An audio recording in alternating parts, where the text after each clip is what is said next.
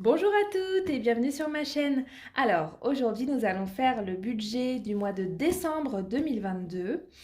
Alors je vous précise juste que j'ai mon petit loulou qui est à côté de moi, il est en train de prendre son goûter, donc si vous l'entendez causer ou manger, c'est tout à fait normal.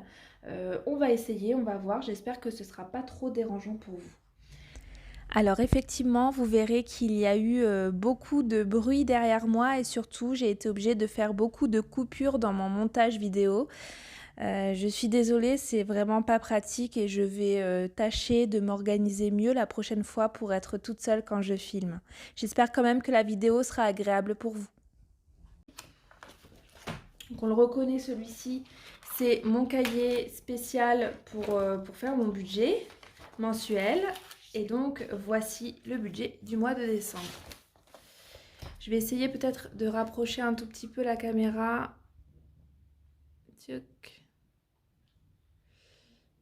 Comme ça, je crois que c'est pas mal. Ok, j'espère que vous verrez bien. Bon. Alors, le budget du mois de décembre 2022. Donc, pour mes revenus, il n'y a rien qui a changé. Toujours le même salaire de mon mari, la CAF, le Pôle emploi et on a juste une petite ligne en plus ce mois-ci avec des heures supplémentaires. Donc en fait ce sont des cours particuliers que mon mari donne et donc moi je les note sous forme d'heures supplémentaires pour ce mois-ci. Je fais un petit aparté à propos de ça, de la CAF et en fait des revenus en général. Il y en a certaines d'entre vous qui m'ont demandé si j'avais pas des APL ou la prime pour l'emploi ou ce genre de choses. Alors non, hein, j'ai rien du tout. Je vous avoue que j'en ai pas fait la demande parce que je savais... Attends mon chéri. Donc je vous avoue que j'en ai pas fait la demande parce que je pensais simplement qu'on ne pouvait pas avoir droit à la prime pour l'emploi si on n'était pas deux à travailler dans le foyer, mais a priori si on peut quand même la demander, donc je vais me renseigner là-dessus.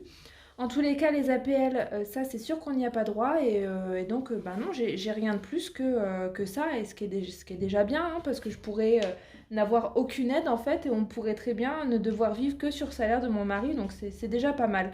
Mais en tout cas, merci à celles qui ont soulevé la question dans les commentaires, puisque effectivement je vais me renseigner là-dessus. Si je peux avoir une centaine d'euros en plus sur le mois, bah, je vous avoue que je vais les prendre, hein, bien entendu.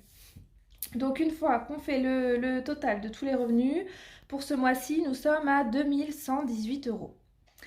Donc je déduis toutes mes charges fixes. Alors, je vous explique un petit peu mieux que la dernière fois comment est-ce que j'organise mon tableau.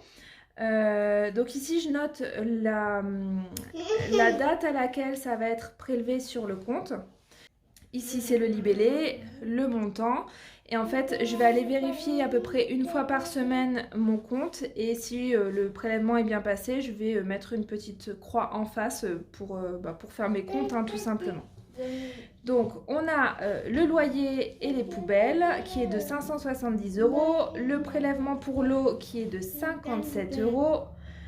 Celui de l'électricité 75, les deux assurances de mes voitures 28 euros et 32 euros, nos deux mutuelles 27,29 euros et 43 euros, nos deux téléphones 10 euros chacun, l'école de ma fille, je rappelle ma fille est en école privée, c'est pour ça que nous avons un prélèvement mensuel qui est de 45 euros, les frais bancaires, donc ça, alors c'est vrai que je ne vous ai pas spécifié la dernière fois la façon dont nous fonctionnons au niveau de nos comptes. Nous avons deux comptes. En fait, on a toujours fait comme ça depuis qu'on est ensemble, hein, avec mon conjoint. On a toujours eu deux comptes joints, en fait. On a un compte joint sur lequel arrivent tous nos revenus. Je l'appelle le compte salaire et carte, puisque tous nos revenus arrivent sur ce compte-là et il n'y a que les cartes qui sont débitées. Donc on a chacun une carte bleue, elles sont débitées sur ce compte.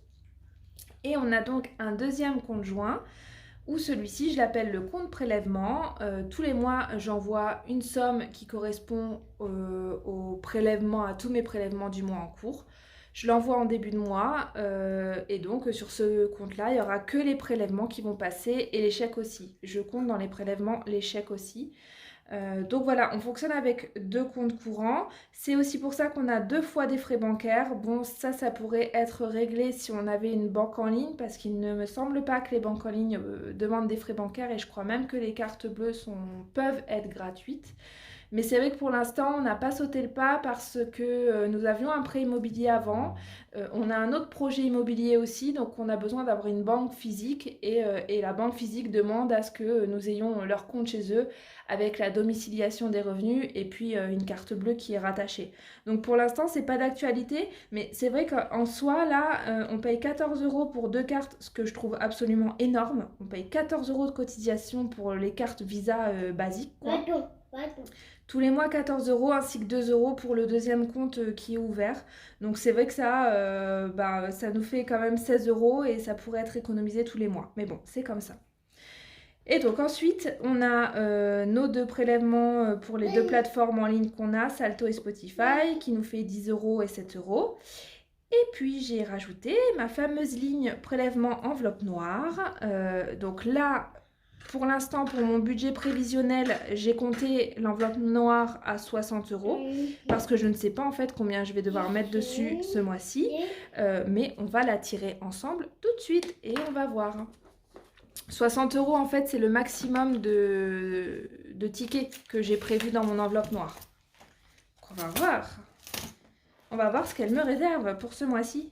Bon, j'avoue que si ça pouvait être moins que 60 €, ce serait pas plus mal parce que là... Doucement. Parce que là, c'est le mois de Noël et 60 €, ça fait beaucoup quand même. Je vais essuyer la bouche de mon petit doudou, je lui donne un jouet et je reviens. Bon, alors, je ne sais pas si ça a gardé mon cadrage comme tout à l'heure. Ça a l'air d'être pas mal. On va voir combien est-ce que je vais devoir mettre dans mon enveloppe noire.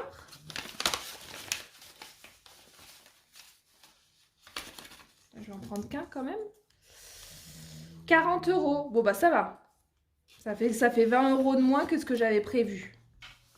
C'est pas mal. 40 €. Ok.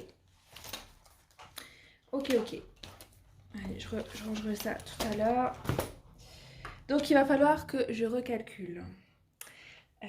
Alors. Donc là, finalement, on est... Hop. On est à 40.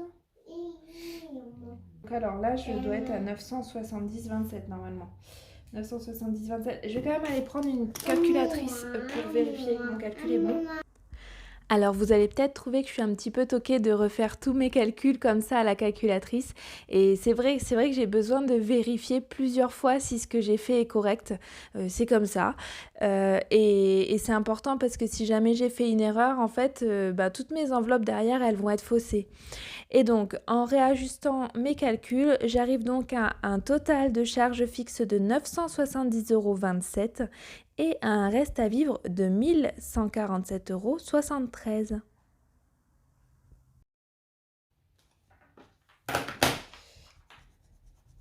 Ok. Donc, on va partir sur 1140 €. Je laisse les 7,73 € sur le compte. Comment est-ce que je vais dispatcher ces 1147 € dans mes enveloppes?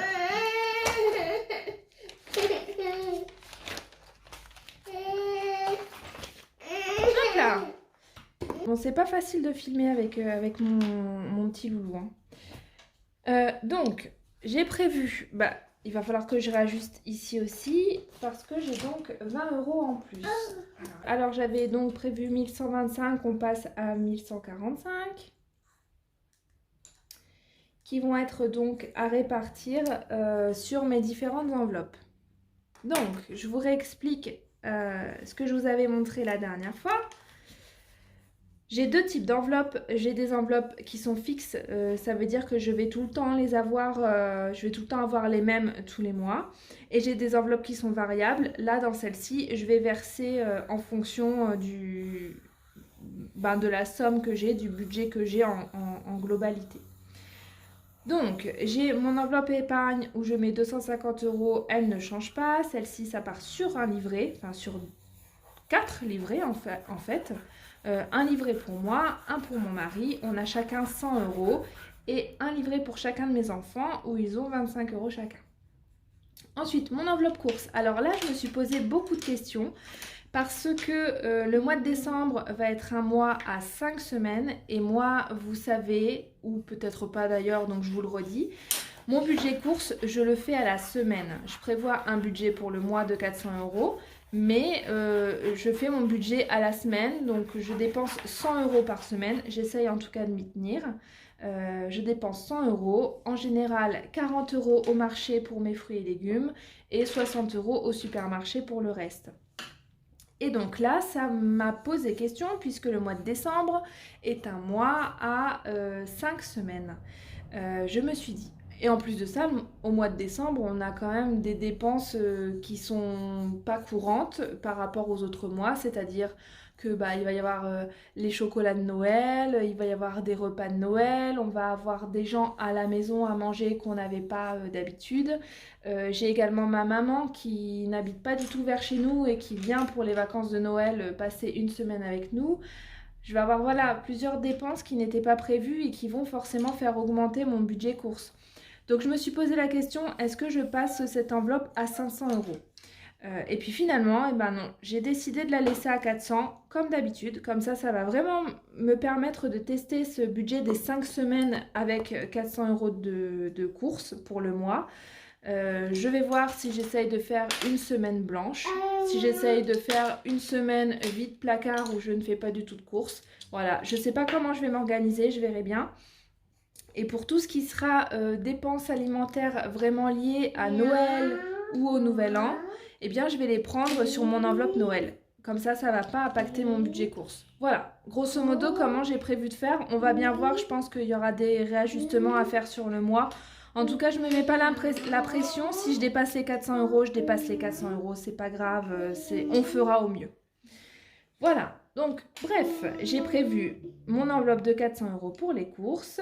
Le d'hiver, 20 €. Mon mari, 20 €. Et moi, j'ai décidé de prendre que 10 € sur ce mois-ci parce que j'ai toujours pas utilisé mes 20 € du mois dernier. Donc je pense que voilà, je me mets quand même un petit peu d'argent plaisir, mais je suis même pas sûre de le dépenser non plus. Donc voilà, j'ai réduit de 10 € mon enveloppe personnelle. Ça nous fait donc un total à 700. Et donc le reste qui était prévu à 425, il va donc passer à 445. J'ai 445 € à dispatcher sur mes enveloppes variables. Et donc là, je ne vais pas me poser beaucoup plus de questions. Les 20 € de reliquat, je vais les mettre dans l'enveloppe Noël. Hop. 80. J'avais donc prévu 60 €, je passe à 80 pour mon enveloppe Noël. Alors vous voyez, j'utilise ce genre de stylo pour écrire. J'aime pas forcément la mine parce que je trouve qu'elle est très très fine et très petite, mais par contre c'est tellement pratique de pouvoir gommer que voilà, j'utilise ça pour faire mes cahiers de compte. Et ça me permet de réajuster mes enveloppes parce qu'en fait je les dispatche pas du premier coup, hein. Je fais grosso modo, je gomme, je remets, j'enlève, etc., etc. Donc j'ai choisi pour ce mois-ci de mettre toujours 30... J'ai choisi de mettre toujours... Oui, c'est du marron. C'est du marron. Vas-y, fais-le au marron. Donc, j'ai choisi toujours de mettre 30 € comme d'habitude sur mon enveloppe chauffage. Pour les assurances, je vais mettre 20 € simplement parce que je commence à capitaliser sur mon enveloppe assurance puisque nous allons déménager dans quelques mois et que je sais pertinemment que l'assurance logement de ma nouvelle maison va être beaucoup plus chère que celle qu'on paye actuellement. Donc voilà, je commence là à mettre de l'argent sur cette enveloppe-là. Les impôts, j'y touche pas, elle est déjà remplie. L'enveloppe santé, je continue à mettre 20 € pour ce mois-ci. L'enveloppe croquette, je mets 15 €. Je vais bientôt devoir refaire une commande de croquettes pour mon chien. Vétérinaire, je ne mets rien. Pour mes petites poulettes, je leur remets 10 €. Il n'y a que 17 € dans leur enveloppe. Je l'ai vidé là sur le mois de novembre puisque j'aurais commandé un gros stock de graines. Donc on va continuer, recommencer à la remplir tranquillement. Anniversaire, je ne mets rien. J'ai pas d'anniversaire prévu sur le mois de décembre ni sur le mois de janvier. À part, oh je suis vilaine. Il y a l'anniversaire de mon mari fin janvier. Mais en fait, oui, vais rire aussi. Attends, on n'entend pas sinon ce que je dis. Mais je vais... En fait, on s'offre pas de cadeaux entre adultes. En général, on se fait un repas ou un truc comme ça, mais on s'offre pas de cadeaux. C'est pour ça que j'ai dit qu'il n'y avait pas d'anniversaire en janvier. Ensuite, l'enveloppe Noël, j'avais donc mis 60 €. Je passe donc à 80 €. Là, je mets tout ce que je peux dessus et je sais que ça va être soldé certainement à la fin du mois. L'enveloppe loisirs, pareil, j'ai mis quand même un bon budget de 50 € puisque il va y avoir les vacances scolaires. Et quand c'est les vacances scolaires, et ben forcément, on fait un petit peu plus de sorties. On va dans les parcs, les aires de jeux couvertes. On va un peu plus à la piscine, etc. Donc elle descend assez vite pendant les vacances scolaires. L'enveloppe pour mes enfants, toujours 30 €, je ne change rien. L'enveloppe beauté et hygiène, je vais y mettre 20 € sur ce mois-ci pour avoir un total de 100 € dessus. L'enveloppe vêtements, pareil, je mets 30 € pour avoir un total de 100 € dessus. L'enveloppe maison jardin bricot, je l'avais complètement vidée sur le mois passé. Donc là, je remets une bonne somme de 60 € pour être tranquille. L'enveloppe resto, comme d'habitude, je mets nos petits 60 € pour nous faire, pour qu'on se fasse nos pizzas à livrer qu'on aime tant avec mon mari et mes enfants.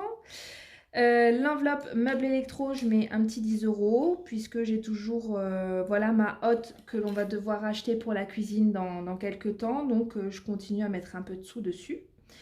Et puis, je remets un petit peu sur l'enveloppe voiture, 10 € puisqu'on a eu des grosses dépenses là sur le mois de novembre. Donc, je recommence à la remplir tranquillement celle-ci.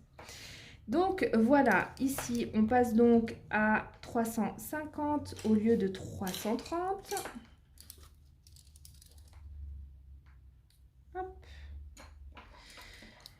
Et donc là, le total que j'ai fait, c'est ce que j'ai surligné en orange. C'est tout le cash que je vais devoir retirer puisque ce sont que des enveloppes cash en orange. Les courses, mon enveloppe personnelle et puis toute celle-ci, c'est du cash. Donc j'ai 350 € pour les variables à retirer en cash et je rajoute les courses et mon enveloppe à moi, ce qui nous fera donc, j'avais compté 740 et ça nous fera 760.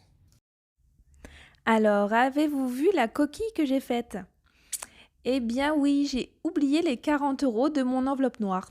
Voilà, c'est normal, c'est le premier mois, donc je vais y penser pour les mois suivants. Je vous insère une petite vidéo où j'ai refait le calcul avec les 40 € dedans. Et ces 760 € en cash, je vais les répartir de 3 façons différentes. Il me reste 215 € dans mon enveloppe tampon. Je vous en reparlerai de celle-ci quand je ferai ma vidéo remplissage d'enveloppe. Donc je vais prendre les 215 qui sont dessus. Je vais également prendre les 85 € que j'ai déjà en espèces qui viennent des heures sup, des cours particuliers que donne mon mari. Et donc, il me restera à retirer non pas 440, mais 460 € au distributeur pour remplir toutes mes petites enveloppes. Et voilà, mon budget est fini. Je vais séparer la vidéo en deux. Je vais vous laisser cette vidéo budget et je vais vous en tourner une autre avec le remplissage et je vais aussi refaire un petit point sur mon fameux cahier bleu parce qu'on m'a posé 2-3 questions dessus, donc je vous réexpliquerai comment est-ce qu'il fonctionne celui-là. Comment aussi est-ce que je gère mes enveloppes virtuelles là quand on arrive à la fin du mois pour les vider et les re-remplir. Et d'ailleurs je vous parlerai aussi de mes enveloppes cash parce qu'on m'a demandé si je les vidais. En fait non, je ne vide pas à la fin du mois mes enveloppes cash, je les laisse remplies à la somme qu'elles sont comme si c'était une épargne en fait, et puis je rajoute l'argent que j'ai prévu. Qu'est-ce qu'il y a? Et je rajoute l'argent que j'ai prévu. Donc voilà, bon et bien je vous laisse, j'ai mon loulou qui a vraiment besoin de moi, donc je pense qu'il est temps que cette vidéo se termine. Je reviens très vite avec le remplissage de mes enveloppes cash et puis tout ce que je viens de vous expliquer. Voilà, je vous remercie d'avoir regardé ma vidéo et à très bientôt, bye.